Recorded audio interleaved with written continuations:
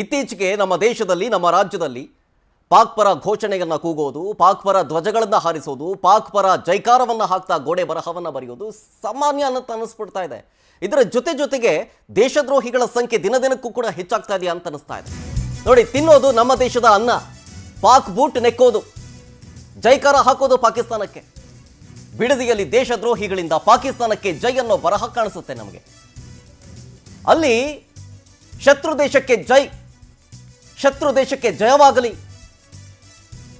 ಹೀಗಂತ ಬರಹ ಬರೆಯೋದು ದೇಶದ್ರೋಹಿಗಳಿವರು. ಬಿಡದಿಯ ಕಾರ್ಖಾನೆಯ ಶೌಚಾಲಯದಲ್ಲಿ ಇದನ್ನು ಬರೆಯಲಾಗಿರೋದು. ಯಾವ ಕಾರ್ಖಾನೆ ಗೊತ್ತಾ? ಅದನ್ನು ಹೇಳ್ಬಿಡ್ತೀನಿ ಕೇಳಿ. ಟೊಯೋಟಾ ಬುಶೋಕೋ ಪ್ರೈವೇಟ್ ಲಿಮಿಟೆಡ್ ಕಾರ್ಖಾನೆಯಲ್ಲಿ ಈ ಕೃತ್ಯ ಆಗಿರೋದು. ಆಮೇಲೆ ನೋಡಿ, ಪಾಕಿಸ್ತಾನಕ್ಕೆ ಜೈಕಾರ ಮಾತ್ರ ಅಲ್ಲ, ಕನ್ನಡಿಗರಿಗೂ ಅಪಮಾನ. ನೋಟಿಸ್ ಬೋರ್ಡ್ನಲ್ಲಿ ಆಡಳಿತ ಮಂಡಳಿ ಹಾಕಿದೆ ಇದ್ರ ಬಗ್ಗೆ. ಜೊತೆಗೆ ಈ ಫ್ಯಾಕ್ಟ್ರಿ ಬಿಡದಿ ಠಾಣೆಗೆ ಕಂಪ್ಲೇಂಟ್ ಕೂಡ ಕೊಟ್ಟಿದೆ. ಅದು ಯಾವಾಗ? ಪವರ್ ಟಿವಿ ಇದನ್ನು ಬಿತ್ತರಿಸಿ ಇದಕ್ಕೆ ಸಂಬಂಧಪಟ್ಟವ್ರಿಗೆ ಕಣ್ಣು ತೆರೆಸುವಂಥ ಕೆಲಸ ಮಾಡಿತು. ನೋಡಿ, ಇದು ಬರಹ, ಇದು ದೇಶದ್ರೋಹದ ಕೆಲಸ. ಇದನ್ನು ಭಯೋತ್ಪಾದಕರಲ್ಲದೆ ಮತ್ತಿನ್ನೇನು ಮತ್ತೆ ಇಂಥವ್ರು ಇವತ್ತು ಬರಹ ಬರೆದಿದ್ದಾರೆ, ನಾಳೆ ಮತ್ತಿನ್ನೇನೋ ಮಾಡಿಬಿಡ್ತಾರೆ. ಇವರನ್ನ ಆರಂಭಿಕ ಹಂತದಲ್ಲೇ ಹೊಸಗಾಕಬೇಕು. ಕಾನೂನಿನ ಚೌಕಟ್ಟಿನಲ್ಲಿ ಇದು ದೇಶದ್ರೋಹಿ ಅಪರಾಧದ ಕೃತ್ಯ ಕನ್ಫರ್ಮ್. ಪಾಕಿಸ್ತಾನಕ್ಕೆ ಜೈಕಾರ ಕೊಡೋದಲ್ಲ, ಕನ್ನಡಿಗರಿಗೂ ಕೂಡ ಅಪಮಾನ ಮಾಡಲಾಗಿದೆ. ಪಾಕಿಸ್ತಾನದಲ್ಲಿ ಬಂದಿದೆ ನೋಡಿ, ಕನ್ನಡಿಗರು ಅಂತ ಕೆಳಗಡೆ ಬರೆದಿದೆ ನೋಡಿ. ಅಪಮಾನ ಇದು. ಯಾವ ಕನ್ನಡಿಗನು ಹಿಂಗೆ ಮಾಡೋದೇ ಇಲ್ಲ. ಯಾರೋ ಹೊರಗಿಂದ ಬಂದಿರೋರದೇ ಇದು ಕೆಲಸ. ಇದು ಆ ಫೋಟೋ ನೋಡಿ, ಈ ಕಂಪನಿಯ ಶೌಚಾಲಯದಲ್ಲೇ ಬರೆದಿದ್ದು ಯಾರೋ ಕಿಡಿಗೇಡಿಗಳು, ಭಯೋತ್ಪಾದಕರು ಇವರು. ಹೇಳಿದ್ನಲ್ಲ, ತಿನ್ನೋದು ನಮ್ಮ ದೇಶದ ಅನ್ನ, ಪಾಕ್ನ ಬೂಟ್ ನೆಕ್ಕೋದು. ಇಂಥ ದೇಶದ್ರೋಹಿಗಳನ್ನ ಬಿಡಬಾರ್ದು. ಆಮೇಲೆ ಈ company Toyota Boshoku automotive private limited ಇದೆಯಲ್ಲ, ಇಲ್ಲಿ 400ಕ್ಕಿಂತ ಜಾಸ್ತಿ ಕಾರ್ಮಿಕರು ಕೆಲಸ ಮಾಡ್ತಾರೆ. ಈ ಕಂಪನಿ ಕಾರ್ ಸೀಟ್ಗಳನ್ನ ತಯಾರು ಮಾಡೋದು ಇದು. ಈ ಕಂಪನಿ ನೋಟಿಸ್ ಬೋರ್ಡ್ನಲ್ಲಿ ಇದನ್ನು ಹಾಕ್ತದೆ. ಅಶಿಸ್ತಿನ ಬರವಣಿಗೆ ಹಾಗೂ ಕಿಡಿಗೇಡಿ ಚಟುವಟಿಕೆ ಕುರಿತಾಗಿ ಒಂದು ಸುತ್ತೋಲೆಯನ್ನು ಹೊರಡಿಸಲಾಗುತ್ತೆ ಮತ್ತೊಂದು ಕಡೆ. ಈ ಬರವಣಿಗೆ ಉದ್ಯೋಗಿಗಳ ಮನಸ್ಸಿನಲ್ಲಿ ಅಶಾಂತಿಯನ್ನು ಸೃಷ್ಟಿ ಮಾಡುತ್ತೆ. ಕಾನೂನಿನ ಚೌಕಟ್ಟಿನಲ್ಲಿ ಇದು ದೇಶದ್ರೋಹಿ ಅಪರಾಧ ಕೃತ್ಯ. ಟೊಯೋಟಾ ಬುಶೋಕೋ ಕಾರ್ಖಾನೆಯಲ್ಲಿ ದೇಶದ್ರೋಹ ಬರಹ ವಿಚಾರಕ್ಕೆ ಸಂಬಂಧಪಟ್ಟಂತೆ ಈಗಾಗಲೇ ಬಿಡದಿಯ ಪೊಲೀಸ್ ಠಾಣೆಗೂ ಕೂಡ ಕಂಪ್ಲೇಂಟ್ ದಾಖಲಾಗಿದೆ. ಆತ ಬರೆದವನು ಯಾರು, ಆತನ ಕರ್ಕೊಬಂದು ಅವನ ಉದ್ದೇಶ ಏನು, ಆತ ಮಾನಸಿಕ ಅಸ್ವಸ್ಥನ ಅಥವಾ ಇಲ್ಲಿ ಅವನೇನ ಅಥವಾ ಪಾಕಿಸ್ತಾನದವನ, ಅದನ್ನು ನೋಡಿ ಆತನಿಗೆ ತಕ್ಕ ಶಾಸ್ತಿ ಆಗಬೇಕು. ಇದೇ ಬಿಡದಿ ಕಾರ್ಖಾನೆಯಲ್ಲಿ ದೇಶದ್ರೋಹಿ ಬರಹ ಪ್ರಕರಣ ವಿಚಾರಕ್ಕೆ ಸಂಬಂಧಪಟ್ಟಂತೆ ನಿಮ್ಮ ಪವರ್ ಟಿವಿ ವರದಿಯನ್ನು ಬಿತ್ತರಿಸಿತ್ತು. ನಮ್ಮ ವರದಿಯ ಬೆನ್ನಲ್ಲೇ ಆಡಳಿತ ಮಂಡಳಿ ಅಲರ್ಟ್ ಆಯಿತು. Very very serious issue. ಇದ್ರ ಬಗ್ಗೆ ಪವರ್ ಟಿವಿ ವರದಿಯನ್ನು ಮಾಡಿದಂಥ ಸಂದರ್ಭದಲ್ಲಿ ಆಡಳಿತ ಮಂಡಳಿಗೆ ಎಚ್ಚೆತ್ತುಕೊಂಡು ಪೊಲೀಸ್ ಠಾಣೆಗೆ ಕಂಪ್ಲೇಂಟ್ ಕೊಡಲಾಗಿದೆ, FIR ದಾಖಲಾಗಿದೆ. ಬರಹ ಬರೆದಂತಹ ಶೌಚಾಲಯದಲ್ಲಿ ಆಡಳಿತ ಮಂಡಳಿ ಪರಿಶೀಲನೆ ಮಾಡಿತು. ಕಾರ್ಮಿಕರಿಂದ ಪೊಲೀಸರು ಮಾಹಿತಿಯನ್ನು ಕೂಡ ಪಡ್ಕೊಂಡ್ರು. ಆಮೇಲೆ CCTV ವಿಜುವಲ್ಸ್ ಅದನ್ನು ಕೂಡ ಕಲೆಕ್ಟ್ ಮಾಡಿದ್ದಾರೆ, ಪರಿಶೀಲನೆ ಮಾಡಿದ್ದಾರೆ. ಯಾರೋ ಅನಾಮಧೇಯ ವ್ಯಕ್ತಿ ಅಂತ, ಯಾರು ಅಂತ ಗೊತ್ತಾಗಿಲ್ಲ, ಸ್ಪಷ್ಟವಾಗಿ ಗೊತ್ತಾಗಿಲ್ಲ. ಹಾಗಾಗಿ ಕಂಪ್ಲೇಂಟ್ ದಾಖಲಿಸ್ಕೊಂಡಿದ್ದಾರೆ. ಬಿಡದಿ ಕಾರ್ಖಾನೆಯಲ್ಲಾದಂತಹ ಈ ಒಂದು ಪ್ರಕರಣದ ಬಗ್ಗೆ ಪವರ್ ಟಿವಿ ವರದಿಯನ್ನು ಬಿತ್ತರಿಸಿತ್ತು ನೆನ್ನೆ. ಈಗ ಕೇಸ್ ದಾಖಲಾಗಿದೆ. 196 ಕ್ಲಾಸ್ 1ಗೆ ಕ್ಲಾಸ್ A, 353 ಕ್ಲಾಸ್ 2 BNS. ಜೊತೆಗೆ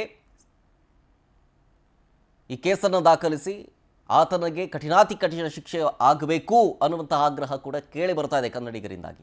ನೋಡಿ, ಪಾಕಿಸ್ತಾನ ಪರ ಜೈಕಾರವನ್ನು ಹಾಕೋದಲ್ಲದೆ ಕನ್ನಡಿಗರು ಅಂತ ಮೆನ್ಷನ್ ಮಾಡ್ತಾನೆ ಆತ. ಪಕ್ಕ ಇವನ್ಯಾವನೋ ಬರೆದಿದ್ದಾನಲ್ಲ, ಅವನು ಇಲ್ಲಿಯವನು ಅಲ್ವೇ ಅಲ್ಲ, ಕನ್ನಡದವನು ಮೊದಲಾಗಿ ಅಲ್ವೇ ಅಲ್ಲ, ಯಾರೋ ಪಾಕಿಸ್ತಾನದ ಪ್ರಜೆನೇ ಇರಬೇಕು. ಆತನಿಗೆ ಆತನ ದೇಶದ ಒಂದು ಅಭಿಮಾನ ಇದ್ರೆ ಅಲ್ಲೋಗಿ ಬರ್ಕೊಳ್ಳಿ. ಕಾನೂನಿನ ಚೌಕಟ್ಟಿನಲ್ಲಿ ಇದು ಅಪರಾಧ. ನೋಡಿ, ಬರೀ ಒಂದೇ ಕಡೆ ಅಲ್ಲ ಬರೆದಿರೋದು, 2 ಕಡೆನೂ ಬರೆದಿದೆ ನೋಡಿ. ಓಕೆ, ಪಾಕಿಸ್ತಾನ ಜೈ ಅಂತ ಅಂದ್ಬಿಟ್ಟು ಕನ್ನಡಿಗರು ಅಂತ ಮೆನ್ಷನ್ ಮಾಡ್ತಾನೆ, ಮತ್ತೊಂದು ಕಡೆ ಪಾಕಿಸ್ತಾನ ಅಂತ ಬರೆದಿದ್ದಾನೆ, ಅದನ್ನು ಬರೋಕ್ಕೆ ಬರೋಲ್ಲ ಅವನಿಗೆ.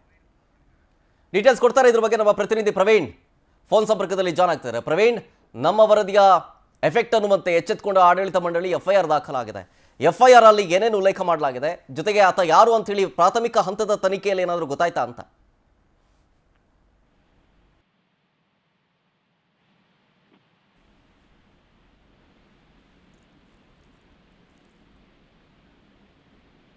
ಟೆಕ್ನಿಕಲ್ ಇಶ್ಯೂ ಅನಿಸುತ್ತೆ, ಕರೆಕ್ಟ್ ಆಗಿಲ್ಲ. ಮತ್ತೊಮ್ಮೆ ಟ್ರೈ ಮಾಡೋಣ. ನೋಡಿ, ಇದು ಕಂಪ್ಲೇಂಟ್ ಆಗಿದೆ. ಈಗ ಪ್ರಾಥಮಿಕ ಹಂತದ ತನಿಖೆ ಶುರು ಇಟ್ಕೊಂಡಿದ್ದಾರೆ.